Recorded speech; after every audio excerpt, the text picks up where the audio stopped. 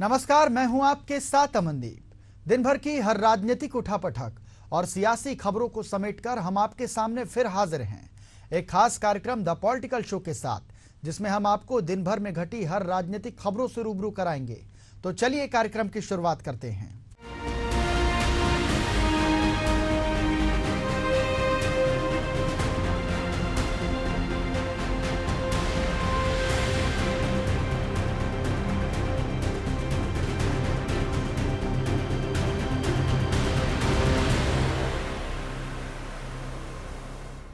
कांग्रेस अध्यक्ष मल्लिकार्जुन खड़गे ने शनिवार को जम्मू कश्मीर की एक जनसभा के दौरान प्रधानमंत्री नरेंद्र मोदी पर एक विवादित बयान दिया, जिस पर केंद्रीय गृह मंत्री अमित शाह ने कड़ी प्रतिक्रिया दी।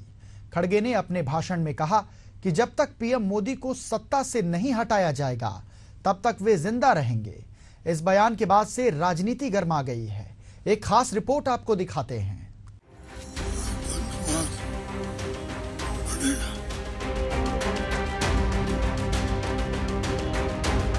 गृह मंत्री अमित शाह ने कांग्रेस चीफ मल्लिकार्जुन खड़गे के उस बयान का जवाब दिया है जिसमें खड़गे ने कहा था कि जब तक मोदी सत्ता में है मैं नहीं मरूंगा।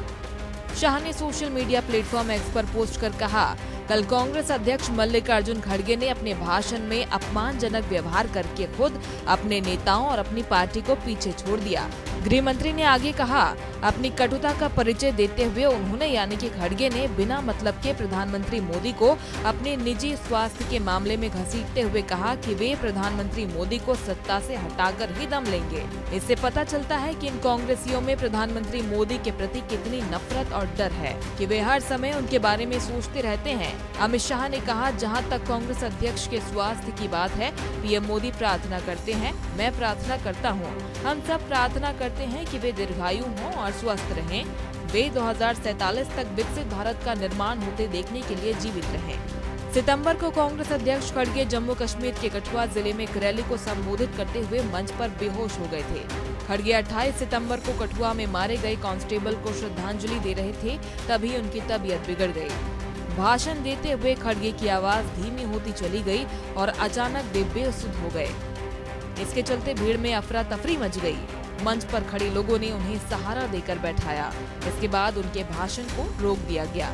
तबीयत ठीक होने के बाद खड़गे वापस मंच पर आए और कहा, मैं 83 साल का हो गया हूँ, लेकिन इतना जल्दी मरने वाला नहीं हूँ। जब तक मोदी को हटाएंगे नहीं, मैं जिंदा रहूंगा, आपकी बात सुनता रहूंगा, जम्मू कश्मीर को पूर्ण राज्य का दर्जा दिलाने के लिए बात रखता रहूंगा। स्टेटहुड का तो मैं बोला हूँ, स्टेटहुड जरूर देंगे और उसके लिए हम जरूर लड़ेंगे, चाहे कुछ भी हो।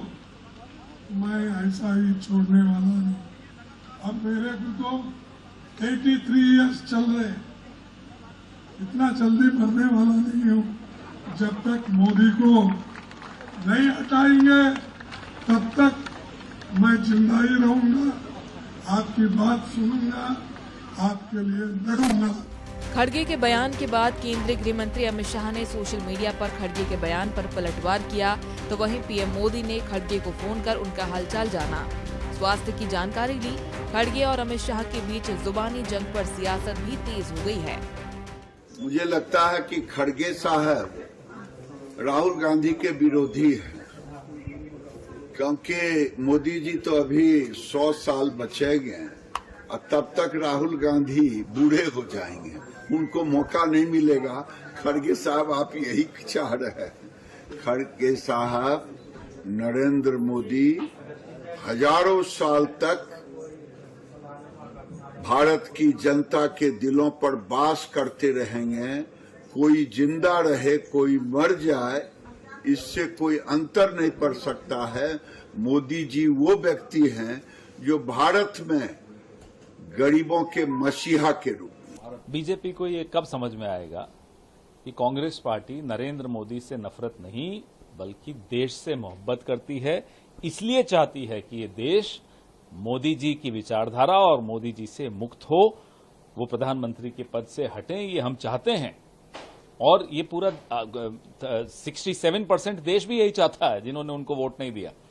तो उनसे नफरत वो अपने आप को क्या समझते हैं कि वही है सब कुछ, कि उन्हीं से नफरत होगी, उन्हीं से मोहब्बत होगी। नहीं जी, हमें देश से मोहब्बत है, इसलिए चाहते हैं कि आप साइड में हटिए। आप political leader, and if there was a concern related to his health, and if, as the media reports, Prime Minister Narendra Modi ji called him and spoke with him, that is a welcome thing. That is at a level of person to person, at a level of basic courtesies, beyond politics.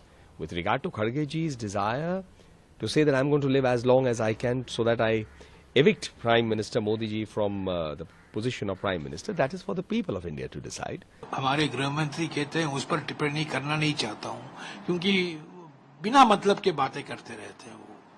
तो अगर वो कुछ गंभीर बातें बोले उस पर मैं टिप्पणी कर सकता हूं, उस पर मैं कुछ कह सकता हूं, पर ऐसे बोलना, और मैं समझता हूं जो खड़गे जी थोड़ा बीमार पड़ गए, उनको इलाज करना पड़ा, पर अभी ठीक हो गए हैं, चुनाव प्रचार में आ जाएंगे।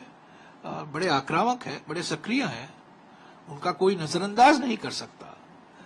तो ये जो हमारे गृह मंत्री को अपने काम पर और थोड़ा ध्यान देना चाहिए, मणिपुर में ध्यान देना चाहिए। आज तक हमारे नॉन बायोलॉजिकल प्रधानमंत्री मणिपुर नहीं गए हैं। मणिपुर में देखिए क्या हो रहा है, समुदायों के बीच में क्या हो रहा है, लोग डरे हुए हैं, पीड़ित हैं। 60,000 लोग, 70,000 लोग कैंपों में अभी रह रहे हैं। जम्मू कश्मीर में खड़गे के पीएम मोदी पर दिए बयान पर अमित शाह की प्रतिक्रिया पर कांग्रेस अध्यक्ष मल्लिकार्जुन खड़गे ने फिर से पलटवार किया है। उन्होंने सोशल मीडिया पर लिखा, गृह मंत्री अमित शाह को मणिपुर, सेंसस और जातिगत जनगणना जैसे गंभीर मुद्दों पर ध्यान देना चाहिए। आपकी सरकार का ही सर्वे कहता है कि शहरी सीवरों, सेप्टिक टैंकों की सफाई करने वाले 92% कर्मचारी SC, ST, OBC वर्गों से आते हैं। भाजपा जातिगत जनगणना के विरोध में इसलिए है क्योंकि तब पता चल जाएगा कि SC, ST, OBC, EWS और सभी वर्ग कौन कौन से कार्यों से अपना जीवन यापन कर रहे हैं, उनकी आर्थिक और सामाजिक स्थिति क्या है, उनको किस तरह की सरकारी योजनाओं का टारगेटेड लाभ मिलना चाहिए। बता दें कि कांग्रेस चीफ मल्लिकार्जुन खड़गे 29 सितंबर को आतंकी हमले में शहीद हुए जवानों को लेकर भावुक हो गए थे। खड़गे ने भावुक होकर कहा था, जब तक प्रधानमंत्री नरेंद्र मोदी सत्ता में हैं और भाजपा देश पर शासन कर रही है, मैं न तो चैन से बैठूंगा और न ही मरूंगा। ये बयान कांग्रेस और बीजेपी के बीच पहले से ही चल रही राजनीतिक खींचतान को और भी तेज कर सकता है। खड़गे के बयान और अमित शाह की प्रतिक्रिया ने दोनों दलों के समर्थकों के बीच एक नई बहस छेड़ दी है। अब देखना होगा कि आने वाले दिनों में इस विवाद का राजनीतिक असर क्या होता है, खासकर कांग्रेस की आगामी रणनीति पर इसका क्या प्रभाव पड़ता है। Bureau report, Asian news. Maharashtra में एकनाथ शिंदे सरकार ने महाराष्ट्र विधानसभा चुनाव से पहले बड़ा फैसला लिया है। दरअसल राज्य सरकार ने गाय को राजमाता का दर्जा दिया है। सरकार ने कैबिनेट की बैठक में इसकी घोषणा की, जिसके बाद सियासी माहौल गर्म है। रिपोर्ट देखिए।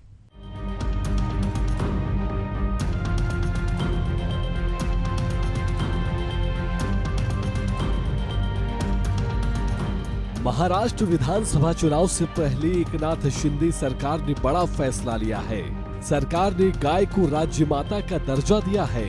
महायुति की सरकार ने इसको लेकर घोषणा की है। दरअसल सोमवार को कैबिनेट बैठक में सरकार ने ये फैसला लिया है। चुनाव से पहले शिंदे सरकार का ये बड़ा निर्णय माना जा रहा है। सरकार के मुताबिक वैदिक काल से भारतीय संस्कृति में देसी गाय की स्थिति, मानव आहार में देसी गाय के दूध की उपयोगिता, आयुर्वेद चिकित्सा, पंचगव्य उपचार पद्धति तथा जैविक कृषि प्रणालियों में देसी गाय के गोबर एवं गोमूत्र के महत्वपूर्ण स्थान को ध्यान में रखते हुए यह देसी गायों को अब से राज्य माता यानी गो माता घोषित करने की मंजूरी दी गई। इसको लेकर महाराष्ट्र के उप मुख्यमंत्री देवेंद्र फडणवीस ने कहा, देसी गाय हमारे किसानों के लिए एक वरदान है, इसलिए हमने इन्हें यह दर्जा यानी राज्य माता का दर्जा देने का निर्णय लिया है। हमने देसी गोमाता के परिपोषण और चारे के लिए मदद करने का निर्णय लिया है। देसी गाय ये हमारे किसानों के लिए एक वरदान है और हमने इसीलिए ये दर्जा देने का निर्णय लिया है। और साथ में हम लोगों ने जो हमारे यहाँ पर पांजरपोड़ होते हैं वहाँ पर भी जो देसी गोमाता है उसके परिपोषण के लिए, उसके चारे के लिए मदद करने का फैसला किया है। मुख्यमंत्री के दफ्तर से मिली जानकारी के मुताबिक महाराष्ट्र कैबिनेट की बैठक में सोमवार को देसी गायों के पालन पोषण के लिए 50 रुपए प्रतिदिन की सब्सिडी योजना लागू करने का निर्णय लिया गया, क्योंकि गौशालाएं अपनी कम आय के कारण इसे वहन नहीं कर सकती थी, इसलिए उन्हें मजबूत करने का निर्णय लिया गया। योजना महाराष्ट्र गौ सेवा आयोग में ऑनलाइन लागू की जाएगी। प्रत्येक जिले में एक जिला गौशाला सत्यापन समिति होगी। 2019 में 20वीं पशु गणना के अनुसार देसी गायों की संख्या 46,13,632 तक कम पाई गई है। 19वीं जनगणना की तुलना में यह संख्या 20.69% कम हुई है। सरकार को उम्मीद है कि यह दर्जा दिए जाने से किसानों को इन गायों को पालने में प्रोत्साहन मिलेगा। गौशालाओं के लिए जो गौ सेवा आयोग के साथ रजिस्टर्ड है, उनको देसी गायों के लिए 30 रुपए प्रतिदिन के हिसाब से चारा अनुदान देने का बड़ा निर्णय आज महाराष्ट्र सरकार ने लिया है। इससे महाराष्ट्र के अंदर गोवंश की रक्षा के लिए, गोवंश के संवर्धन के लिए लोगों को बहुत सपोर्ट मिलेगा और गौशाला अच्छी तरीके से काम कर सकेंगी। इसके अलावा मेरे कौशल्य विकास विभाग के अंदर आज 26 आईटीओ के नामकरण और नए अप्रूव किए गए, जिसके अंदर थाना की आईटीआई का नाम जिजाऊ माता के नाम पर, पूना की आईटीआई का नाम छत्रपति शिवाजी महाराज के नाम के ऊपर, और ऐसे अलग अलग नांदेड़ का नाम गुरु गोविंद सिंह जी के नाम के ऊपर, गढ़चिरौली का नाम रानी दुर्गावती के नाम के ऊपर, पुणे का नाम सावित्रीबाई फुले के नाम के ऊपर, दादर की जो संस्था उसका नाम रमाबाई अंबेडकर जी के नाम के ऊपर, दादर की जो दूसरी आईटी है उसका नाम क्रांतिवीर बाबू गेनू के नाम के ऊपर, ऐसे 26 आईटीआई के नाम दिए गए। अभी भी 350 आईटीआई के नाम देने का प्रोसेस चालू है। महाराष्ट्र में यदि कोई भी इसके बारे में सूचना देना चाहे तो उसका स्वागत है। वहीं शिवसेना यूबीटी के प्रवक्ता आनंद दुबे ने कहा कि बचपन में हमें सिखाया गया है कि गाय हमारी माँ की तरह है, हमें गाय का दूध पीने की जरूरत है। सरकार इसमें कौन सी नई चीज ला रही है? चुनाव नजदीक है और जब उन्हें एहसास हो गया है कि चाहे वे कुछ भी कर ले, वे सरकार नहीं बना पाएंगे, वे इस तरह की योजनाएं लेकर आ रहे हैं। अगर आप वास्तव में गायों का सम्मान करना चाहते हैं तो भाजपा नेताओं को निर्देश दें, गोमांस का निर्यात और खाना बंद करें। देखिए, जब हम बच्चे होते हैं, स्कूल भी नहीं गए रहते, तो माँ बाप हमें संस्कार देते हैं कि गाय हमारी माता है, गाय के दूध को पीना चाहिए, गाय के दूधों में पोषण होता है, एक शक्ति होती है और गाय हमारे माँ समान होती है। इसमें सरकार नई चीज कौन सा लेकर आ रही है?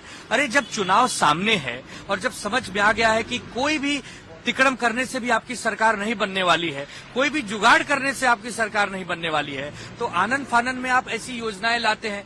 अरे गाय माता का सचमुच सम्मान करना है तो अपने भाजपाई नेताओं को नसीहत दो कि वो बीफ का निर्यात करना बंद करें, बीफ खाना बंद करें, क्योंकि जब खबरें आती हैं कि इलेक्टर बॉन्ड के चंदा देने वाले जो बीफ के व्यापारी हैं वो चंदा ज्यादा करके भाजपाइयों को देते हैं, उनका ज्यादा संबंध भाजपाइयों से होता है, तो किसको बरगलाना चाह रहे हो?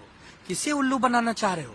महाराष्ट्र की पावन जनता सब जानती है, सब देख रही है, और ये गाय माता का श्राप ही आपको इस बार हरवाएगा, क्योंकि गाय माता हमारी भगवान है, कृष्ण भगवान उनको अपनी माँ मानते हैं, हम लोग उनको अपनी माँ मानते हैं। आपसे सर्टिफिकेट लेने की जरूरत नहीं है कि गौ को माता का दर्जा दो, ऑलरेडी हमारे मन में दर्जा है। हम सनातनी लोग हैं, हम हिंदू हैं, और हमारे नेता हिंदू हृदय सम्राट साहब बाला साहब ठाकरे जी गाय माता की बड़ी सेवा करते थे, उनका एक प्रकार से पूजन करते आए हैं। तो हमें मत सिखाओ, जनता को मत सिखाओ, विकास के मुद्दे पर बात करो। दरअसल सनातन धर्म में गाय को माता माना जाता है, साथ ही इस धर्म में गाय की पूजा की जाती है। हिंदू मान्यताओं के मुताबिक गाय में देवी देवताओं का निवास होता है। वहीं पिछले कुछ समय में कई हिंदू संगठनों की तरफ से गाय को राज्य माता का दर्जा देने की मांग लगातार की जा रही थी। वहीं अब सरकार ने उनकी बात मानते हुए महाराष्ट्र में गाय को राज्य माता का दर्जा देने का ऐलान कर दिया है। Bureau report, Asian news. Haryana विधानसभा चुनाव के अंतिम दिनों में कांग्रेस ने अपनी पूरी ताकत झोंक दी है। लोकसभा में विपक्ष के नेता राहुल गांधी और पार्टी महासचिव प्रियंका गांधी ने नारायणगढ़ सीट से अपनी चुनावी यात्रा की शुरुआत की। देखिए इस दौरान कांग्रेस नेताओं ने किस तरह बीजेपी पर तंज कसा।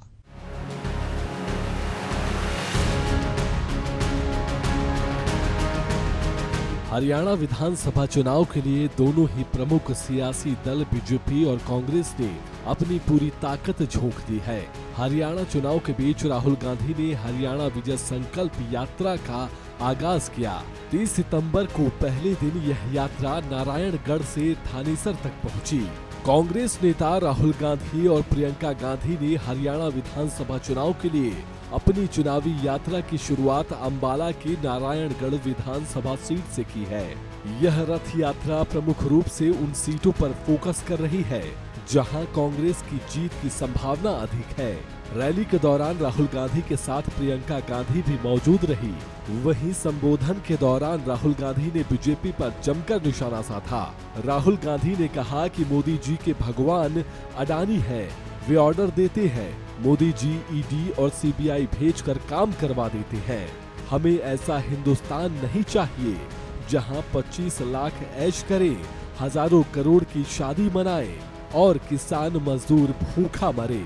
मोदी जी नफरत बांट रहे हैं, हिंदू मुसलमान को बांटने की बात करते हैं। चक्रव्यूह का आकार कमल बीजेपी का चुनाव चिन्ह जैसा है जिसमें फंसाकर अभिमन्यु को मारा गया। नरेंद्र मोदी जी के भगवान अदानी हैं। सीधी सी बात है, जो अदानी जी उनको कहते हैं वो नरेंद्र मोदी करते हैं। अदानी कहते हैं भैया मुझे बंबई का एयरपोर्ट चाहिए, एक फोन लगता है, नरेंद्र मोदी जी कहते हैं हाँ जी भैया, सीबीआई भेजो, ईडी भेजो, जिसका एयरपोर्ट है उसको परे करो, अदानी को एयरपोर्ट दो। हिमाचल प्रदेश की सेब का बिजनेस चाहिए, कश्मीर का सेब का अखरोट का बिजनेस चाहिए, वो अदानी जी को मिल जाएगा। किसी किसान की जमीन चाहिए, हजारों एकड़ जमीन आप खरीदते हो, अदानी जी जमीन नहीं खरीदता, वो बस कहता है भैया ये मुझे अच्छी लगी है, नरेंद्र मोदी जी वो उसको जमीन पकड़ा देते हैं। मैंने पार्लियामेंट में भाषण दिया महाभारत के बारे में, कुरुक्षेत्र के बारे में, और वहां मैंने कहा कि महाभारत के युद्ध में कौरवों ने अभिमन्यु को चक्रव्यूह में घेर के मारा था।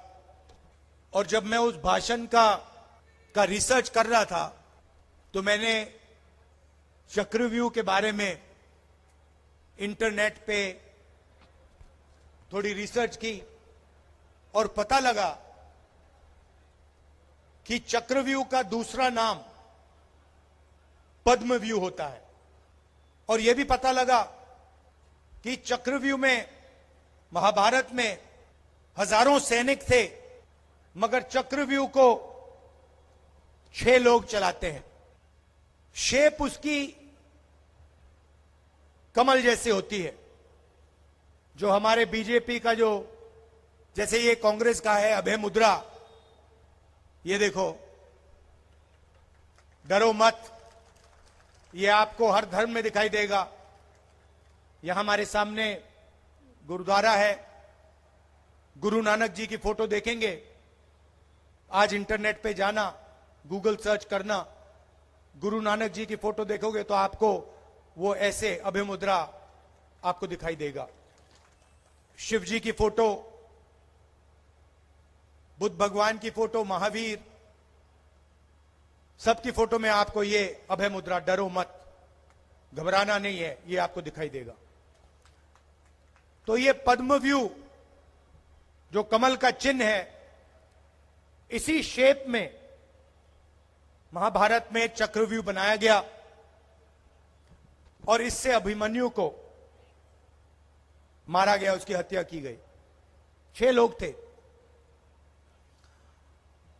और मैं सोच रहा था अजीब सी बात है,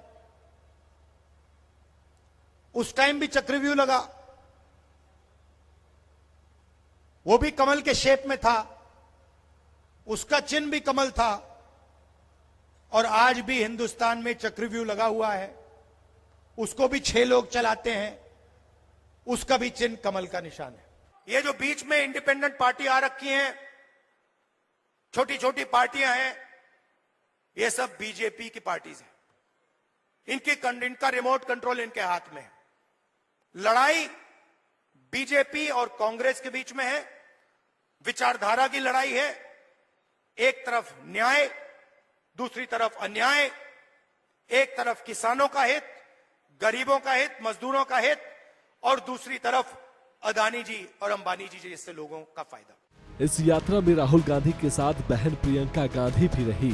उन्होंने भी पीएम मोदी और बीजेपी पर जमकर निशाना साधा। उन्होंने कहा कि पहलवान सड़क पर बैठे रहे, प्रधानमंत्री जी के पास उनसे मिलने के लिए 5 मिनट का टाइम नहीं था। मोदी सरकार सिर्फ अडानी अंबानी की सरकार है। इन्होंने किसानों को आतंकवादी कहा। यहाँ कांग्रेस की लहर है। हुड्डा जी ने भी कहा कि पूरे हरियाणा में कांग्रेस की लहर है। मैं कहती हूँ ये आपके सम्मान की लहर है।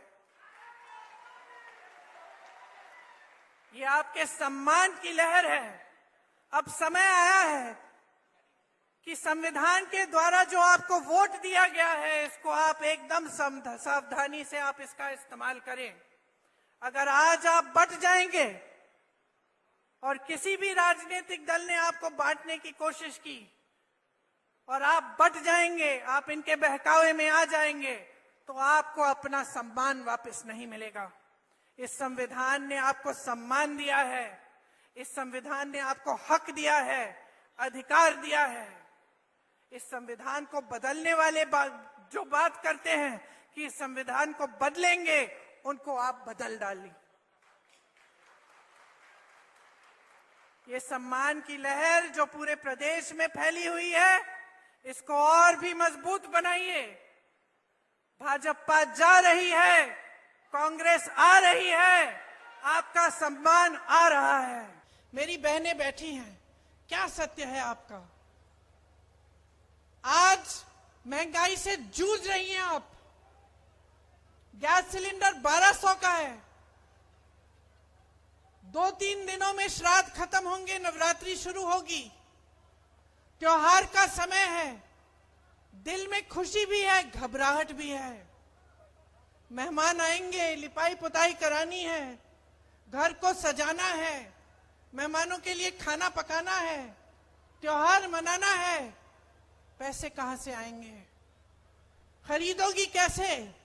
दुकान जाओगी, आधी चीजें खरीदोगी, आधी खाली हाथ आप वापस आ जाओगी। घबराहट है।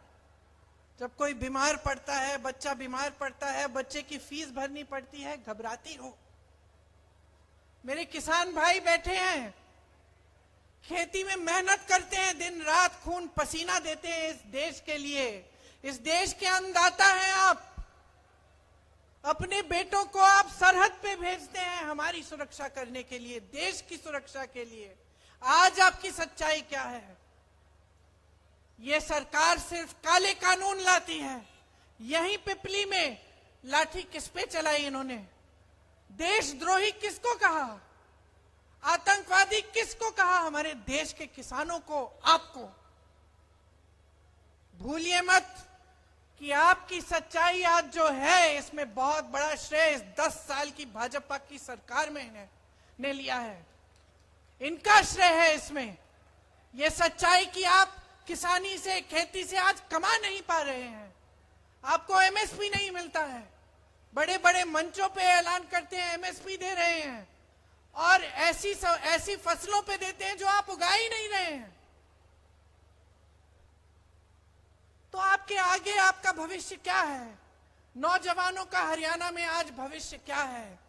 बेरोजगारी ही दिख रही है, अंधकार ही दिख रहा है। ये पहलवानों का प्रदेश है, किसानों का प्रदेश है, खिलाड़ियों का प्रदेश है, जवानों का प्रदेश है। आपने पाला पोसा है जवानों को, खिलाड़ियों को। आज देखिए हमारे ओलंपिक के खिलाड़ियों के साथ क्या बर्ताव होता है। मैं गई थी उस आंदोलन में। आंदोलन क्या, वो बेचारी लड़कियां सड़क पे बैठी थी कि हमारे साथ न्याय होना चाहिए। मैं गई मिलने, और उन बहनों ने मुझे क्या बताया। बहनें सुनिए, उन्होंने कहा, दीदी हम ओलंपिक का मेडल लाए थे, मोदी जी ने हमें घर बुलाया, हमें चाय पिलाई, फिर हमारी साथियों के साथ इतना बड़ा अन्याय होता है। हमने सोचा कि अगर हम सड़क पर आकर बैठ जाएंगे, हम न्याय मांगेंगे, तो मोदी जी हमारी सुनवाई करेंगे। हम आवाज उठाएंगे, ओलंपिक के मेडलिस्ट हैं तो हमारी आवाज वो सुनेंगे। रो रही थी, कहा दीदी हमारे पास हमारे लिए 5 मिनट का समय नहीं था। मोदी जी का घर मालूम है कितनी दूर? उनके आंदोलन स्थल से मात्र 10 मिनट दूर है। गाड़ी में बैठते 10 मिनट में पहुंच जाते। अरे उनको घर बुला लेते, जैसे जब मेडल लाए थे तब बुलाया था। लेकिन कुछ नहीं किया मोदी जी ने, कुछ नहीं किया। ये लड़कियां रोती रहीं, आज लड़ रही हैं, न्याय के लिए लड़ रही हैं। कांग्रेस पार्टी की उम्मीदवार बनी है विनेश, हिम्मत वाली लड़की है, वो हरियाणा की पहचान है। मैं उसको देखती हूं, मैं हरियाणा की हर लड़की को देखती हूं। जब भी उसको देखती हूं मुझे गर्व होता है। वो जब आई हमसे मिलने, उन्होंने ये नहीं कहा कि मुझे शान चाहिए, शोहरत चाहिए, सत्ता चाहिए। उन्होंने कहा कि अगर मेरी राजनीति में आने से मेरे आंदोलन को मजबूती मिलेगी, अगर हरियाणा की मेरी बहनों को न्याय मिलेगा, तभी मैं राजनीति में आऊंगी, मैं उनके लिए लड़ूंगी। हरियाणा विधानसभा चुनाव के प्रचार के बीच सोमवार को कांग्रेस नेता राहुल गांधी ने नारायणगढ़ में मंच पर पूर्व सीएम भूपेंद्र हुड्डा और कुमारी सैलजा का हाथ मिलवाकर कांग्रेस के एकजुट होने का संदेश दिया। वहीं अब इस पर बीजेपी ने चुटकी ली है।